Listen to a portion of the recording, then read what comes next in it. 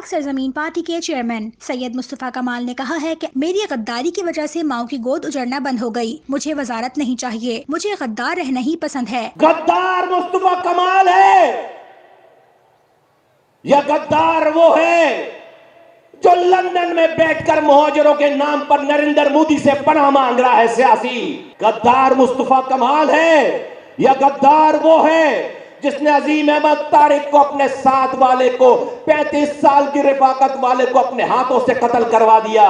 गद्दार मुस्तफा कमाल है या गद्दार वो है जिसने डॉक्टर इमरान फारूक को अपने हाथों से मरवा दिया? आज के ये नाम निहाद लीडरान कौम के 10,000 मुहाजिर लड़का मरवा दिया। 10,000 मुहाजिर नौजवानों की लाशें माओ के हवाले की हैं 1992 से लेकर 2000 तक, 2010-11 तक। और फिर जब लाशों का कारोबार खत्म हो गया, दिल भर गया, तो माफी मांगकर एमक्यू में आ गए। बोलो गद्दार मुस्तफा कमाल है जिसने आज तक अभी एक नौजवान को पत्थर भी नहीं मारा, या गद्दार वो है जिसने 10,000 नौजवानों को मरवाने के बाद माफी मांगकर अपने पैसों की खातिर एमक्यूएम ज्वाइन कर ली? अल फारूक ग्राउंड में खवातीन के जलसे के शुरा से खिताब करते हुए सैयद मुस्तफा कमाल ने कहा कि गद्दार वो है जिसे फारूक सत्तार कहता है कि मेयर 9 अरब का हिसाब नहीं दे रहा। गद्दार मुस्तफा कमाल है या गद्दार वो है जिसको खालिद मकबूल सिद्दीकी कहते हैं? ए फारूक सत्तार, मेरी माँ बहनों की तरफ नजर उठाकर मत देखना, वरना हम नजरें नोच लेंगे। गद्दार मुस्तफा कमाल है या गद्दार वो है जिसको फारूक सत्तार कहता है कि ये मेयर 9 अरब रुपए का है, हिसाब नहीं दे रहा। पाकिस्तान जब बना तो ईस्ट पाकिस्तान का हिस्सा था, आबादी में सबसे बड़ा सूबा था। इलेक्शन जीत गए, उसूलन उनको इख्तियार दे देना चाहिए था क्योंकि वो तादाद में बड़े थे। लेकिन उस वक्त के अंदेश लोगों ने, रियासत चलाने वालों ने, हुकूमत चलाने वाले सियासतदानों ने मुल्क को 2 टुकड़े होना बर्दाश्त कर लिया, लेकिन बंगालियों को इख्तियार नहीं दिया। KKF से 25,000 रुपए महाना लेने वाले अरबपति बन गए। ये सिंध के 2 टुकड़े कभी नहीं कर सकते, उनकी औकात एक गली अलग करने की नहीं है। गद्दार वो है जो आज भी मुहाजिरों को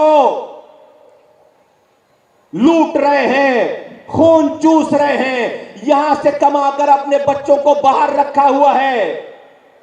25,000 रुपए फित्रे ज़कात के KKF से लेने वाले महाना अभी 2011-12-13 में आज अरबपति बन गए। इसी मुहाजिरों का खून नोच नोच कर गद्दार मुस्तफा कमाल है या वो है जो मुहाजिरों का खून नोच रहा है? हम तुम्हें पानी नहीं दे सकते, बिजली नहीं दे सकते, तालीम नहीं दे सकते, रोजगार नहीं दे सकते, जब तक हम सिंध को 2 टुकड़े ना कर लें। वो ये मुहाजिर कार्ड इस्तेमाल करेगा, वो कहेगा हम पहले सिंध को 2 टुकड़े करेंगे, मुहाजिर सूबा पहले बनाएंगे। जब मुहाजिरों को पानी आएगा, जब मुहाजिरों के घरों के आगे से कचरा उठेगा, ऐ मेरी माओ बहनों, इनकी औकात नहीं है कि ये एक गली अलग कर सके। ये रात में नशे में धुत रहने वाले लोग सुबह सिंध को 2 टुकड़े करेंगे, ये हर हुकूमत का हिस्सा बनेंगे और इसी तरह से करप्शन करेंगे। सिंधी रोटी कपड़ा मकान भूलकर PPP के झंडे तले आ जाते हैं। दोनों 3 दिहाइयों से एक दूसरे को फायदा पहुंचा रहे हैं। हैदराबाद में यूनिवर्सिटी नहीं बनने दी जा रही। ये पीपल्स पार्टी क्या कर रही है? इन तमाम माँ बहनों बच्चों की खबरगिरी के बजाय ये क्या कर रही है? ये आकर कराची में बिल्डिंग कंट्रोल अथॉरिटी को सिंध बिल्डिंग कंट्रोल अथॉरिटी बना रही है और वहां से अपने इख्तिदार को तूल देने के लिए मुकामी लोगों के बजाय गैर मुकामी लोगों को लाकर रोजगार दे रही है। क्या इससे सारा सिंधी, सारे के सारे सिंधी रोजगार वाले हो जाएंगे? नहीं होंगे। ये पीपल्स पार्टी क्या कर रही है कि हैदराबाद में मुहाजिरों के इलाकों में यूनिवर्सिटी नहीं बनने दे रही। क्या उससे सिंध के सारे के सारे नौजवान तालीम याफ्ता हो जाएंगे? सिंधियों को फायदा हो जाएगा अगर हैदराबाद में यूनिवर्सिटी नहीं बनेगी, बजाय इसके कि वो सिंध में सैकड़ों यूनिवर्सिटीज बनाते, वो हैदराबाद में यूनिवर्सिटी नहीं बनने दे रहे। पाक सरजमीन पार्टी असेंबली में 40% नुमाइंदगी खवातीन को देने के लिए कानून साजी करेगी। खवातीन को बांग्लादेश की तर्ज पर छोटे कर्जे देंगे। सारी पाकिस्तान की जीती हुई पार्टियों को आवाज लगाकर कहता हूं, और इस नाम नेहाद कराची पर मैंडेट रखने वाली मौजूदा पार्टियों को ललकार कर कहता हूं, ऐ पाक सरजमीन पार्टी के खिलाफ बोलने वालों, आओ मैं तुम्हें चैलेंज करता हूं। कितनी बड़ी तादाद में आज मेरी माएं बहनें इस ग्राउंड में जमा है। तुम वजारत रखने के बावजूद इस ग्राउंड में मर्दों का इससे आधा जलसा करके दिखाओ, मैं सियासत छोड़ दूंगा। पाक सरजमीन पार्टी को मौका मिलेगा इंशाअल्लाह ताला, हम माइक्रो फाइनेंसिंग करेंगे, हम अपनी माओ बहनों को खुसूसी तौर पर कर्जे देंगे स्मॉल इंडस्ट्रीज चलाने के लिए। बांग्लादेश की मिसाल हमारे सामने है।